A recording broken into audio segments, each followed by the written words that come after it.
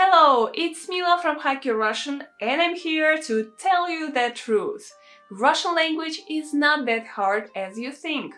You are just learning it the wrong way. Ask yourself these three simple questions. Are you learning Russian language the way it is taught at schools?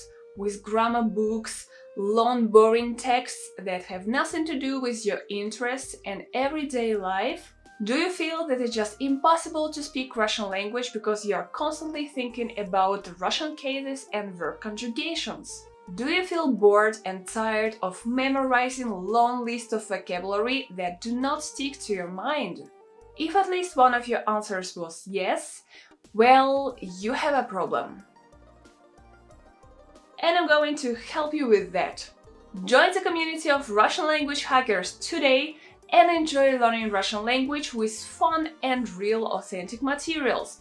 Russian movies, TV series, cartoons, songs, podcasts, and so on.